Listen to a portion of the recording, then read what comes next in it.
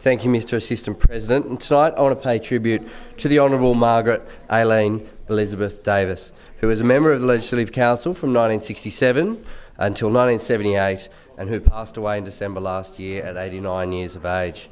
She was a beautiful person and a dedicated Liberal Party volunteer of over 60 years, still supporting our candidates on polling booths, sitting in her walker in recent elections. She was also a valued friend to me personally, making the trip from the Central Coast to attend my inaugural speech in this place in June 2017, and always willing to offer helpful advice in my early days here. Unfortunately, I only knew Margaret in her later years of life. I can only wish that I got to witness her in her prime as a member of this place in the 60s and 70s.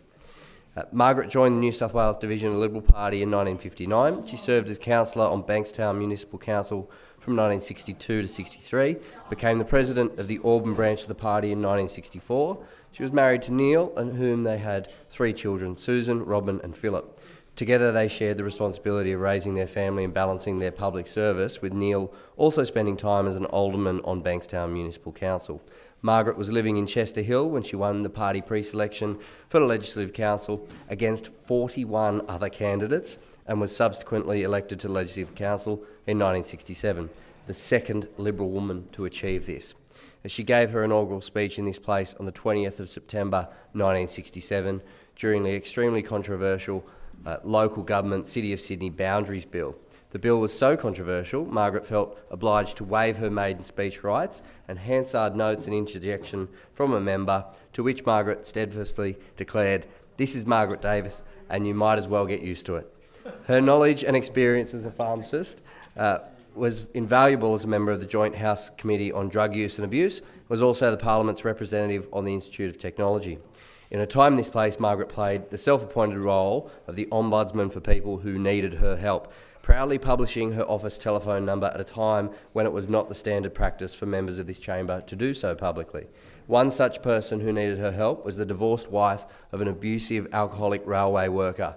As a result of the divorce, this lady was being evicted from a Housing Commission railway cottage.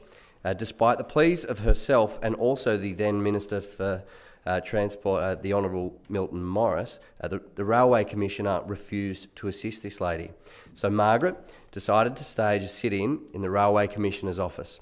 She went down, complete with thermos and sandwiches, prepared for quite a stay. After a couple of hours and several attempts to be moved on, Marg remained. She informed the Commissioner that she had told her husband that if he had not heard from her by 3 p.m, he was to ring each daily newspaper and send representatives of them to the site of the sit-in at the Commissioner's office down in Martin Place. Eventually, reason prevailed and appropriate accommodation was found for that lady. Marg served in the Legislative Council until the 15th of September 1978, when she resigned just prior to that year's state election after she was pre-selected to contest the seat of Waverley, defeating 5 other candidates. Needing a 7% swing to win the seat, she fell short, defeated by the sitting Labor member. As I said earlier, Marg was a pharmacist by profession. She was a delegate to the New South Wales Amateur Athletic Association in 1967, a member of the Interim Council of the Institute of Technology in 1974, a delegate to the National Council of Jewish Women in 1975, and a co-delegate for New South Wales to the Prime Minister's Women's Advisory Body in 1977. Later in her life, Margaret retired to the Central Coast, which is where I got to know her. As I said, she was an active member of the party, serving in various office bearer roles and delegateships for the Terrigal branch and the Terrigal SEC.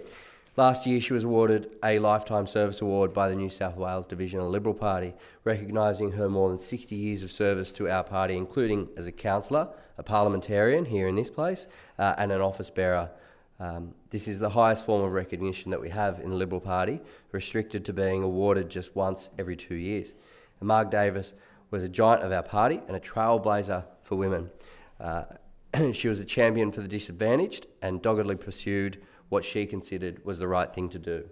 I record my admiration of and my thanks to the Honourable Margaret Aileen Elizabeth Davis for her lifetime of service to the New South Wales Liberal Party and the people of New South Wales, and I extend my sympathies to her daughters, Susan and Robin, and her son, as well as her grandchildren. May she rest in peace.